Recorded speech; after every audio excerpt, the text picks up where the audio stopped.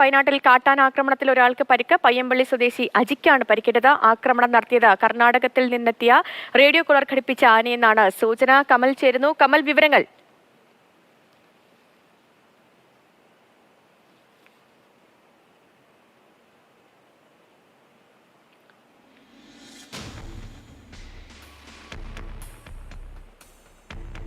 ആന വീട്ടിലേക്ക് കയറി അയാളെ അജിയെ, അതായത് ആക്രമണമേറ്റ അജി എന്ന് പറയുന്ന ആ വ്യക്തിയെ ഇടിക്കുന്ന ആ ദൃശ്യം അത് വ്യക്തമാണ്.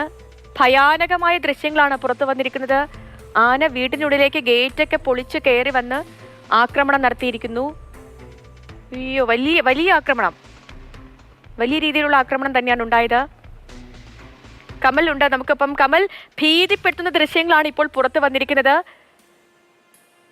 ഭയാനകമായ ദൃശ്യങ്ങൾ, എന്തൊക്കെയാണ് വിവരങ്ങൾ?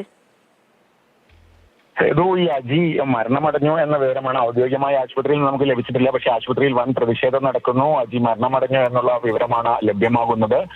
വലിയ ആക്രമണമാണ് നടത്തിയത്.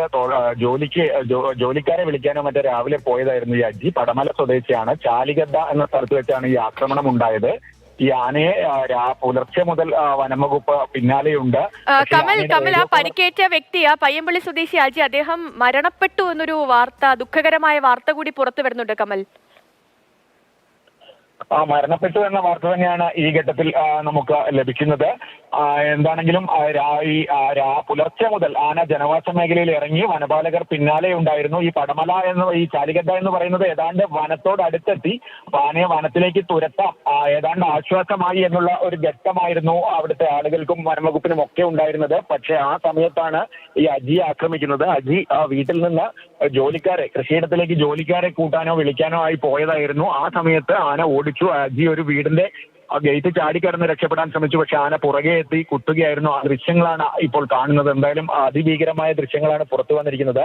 ഈ ആനയെക്കുറിച്ച് പറയുകയാണെങ്കിൽ തണ്ണീർക്കൊമ്പനോടൊപ്പം തന്നെ ബന്ദിപ്പൂർ വനത്തിൽ മറ്റൊരു റേഡിയോ കോളർ ഇട്ട ആനയും കൂടി കർണാടക വനംവകുപ്പ് തുറന്നു വിട്ടിരുന്നു. ആ ആന 1 മാസമായി വയനാടൻ കാടുകളിൽ ഉണ്ട് എന്ന് CCF കഴിഞ്ഞ ദിവസം വ്യക്തമാക്കിയിരുന്നു. പലതവണ കർണാടകയ്ക്ക് കത്തയച്ചിരുന്നു കേരള വനംവകുപ്പ് ഈ ആനയുടെ റേഡിയോ കോളറിന്റെ ആന്റിനയും റിസീവറും ലഭ്യമാക്കാൻ. പക്ഷേ ഇന്റർനെറ്റ് വഴി ട്രാക്ക് ചെയ്യുന്ന യൂസർ ഐഡിയും പാസ്വേഡും മാത്രമാണ് കേരള വനംവകുപ്പിന് ലഭിച്ചത്. അതിൽ പലപ്പോഴും വൈകിയാണ് വിവരങ്ങൾ ലഭിക്കുന്നത്.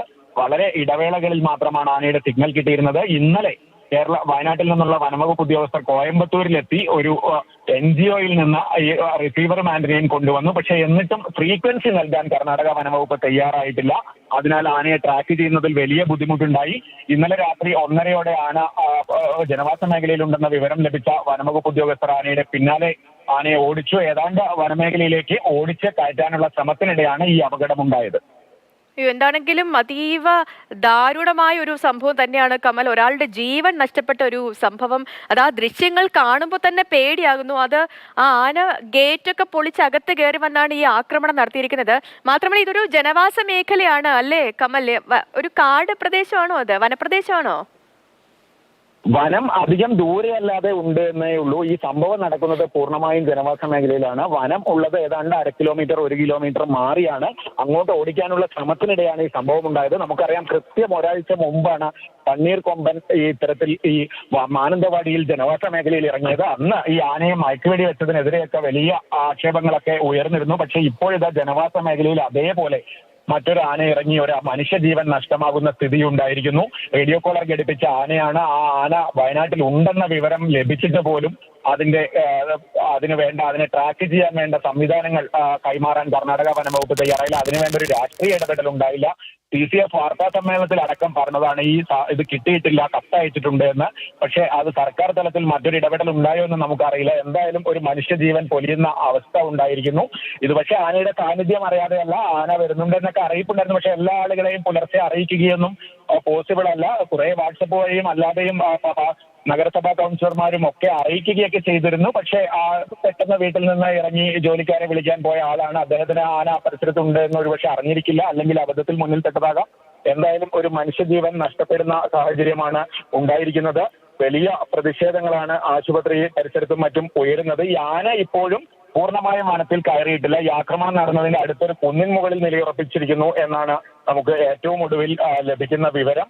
എന്തായാലും ഈ പറഞ്ഞതുപോലെ 2 ആനകൾ കർണാടകയിൽ നിന്ന് ഈ തുറന്നുവിട്ട 2 ആനകളും വയനാട്ടിൽ വലിയ പ്രശ്നമാണ് ഉണ്ടാക്കിയത്. കഴിഞ്ഞ ആഴ്ച അപകടമൊന്നും ഉണ്ടായില്ല, പക്ഷേ വലിയ രീതിയിൽ ആളുകളെ ഭീതിയിലായിട്ട് ഇപ്പോഴിതാ ഒരു മനുഷ്യജീവൻ എടുക്കുന്ന സ്ഥിതിയിലേക്ക് കാര്യങ്ങൾ പോയിരിക്കുന്നു. ഇക്കാര്യത്തിൽ സർക്കാർ തലത്തിൽ ഇരു സർക്കാരുകളും തമ്മിൽ അടക്കം ഇടപെടേണ്ട സ്ഥിതിയാണ് ഉള്ളത്. എന്താണെങ്കിലും ഈ റേഡിയോ കോളർ സംബന്ധിച്ച് ഞാൻ നേരത്തെ പറഞ്ഞു, അതിന്റെ ഫ്രീക്വൻസി ആന്റണിയും റിസീവറും നൽകാൻ തയ്യാറായില്ല. മറ്റൊരിടത്തു നിന്ന് അത് കമൽ, ഈ ആന അത് ഇപ്പോഴും ഈ ജനവാസ മേഖലയിൽ തുടരുകയാണോ കമൽ? ജനവാസ മേഖല എന്ന് പറയുമ്പോൾ ജനവാസ മേഖലയിലെ ആളൊഴിഞ്ഞ പ്രദേശത്താണ് ആന നിലവിൽ ഉള്ളത് എന്നാണ് നമുക്ക് ലഭിക്കുന്ന വിവരം. അത് ഒരു കുന്നിൻ മുകളിലാണ്, തോട്ടം മേഖലയൊക്കെയാണ്. കഴിഞ്ഞ ആഴ്ചത്തെ പോലെ മാനന്തവാടി പോലെ ഒരു നഗരപ്രദേശമല്ല ഇത്, പക്ഷേ ജനങ്ങൾ പാർക്കുന്ന ഏരിയയാണ്. അവിടെ തോട്ടങ്ങളുണ്ട്, തൊട്ടടുത്ത് വനമേഖലയുണ്ട്, കബനി നദിയുണ്ട്, കുറുവാ ദ്വീപിനൊക്കെ അടുത്തുള്ള പ്രദേശമാണ്. ഈ ആനയെ ഏതാണ്ട് വനത്തിലേക്ക് ആന പോകുന്നു എന്ന ആശ്വാസത്തിലായിരുന്നു എല്ലാവരും. അപ്പോഴാണ് ഒരു മനുഷ്യന് നേരെ ആക്രമണം ഉണ്ടായത്.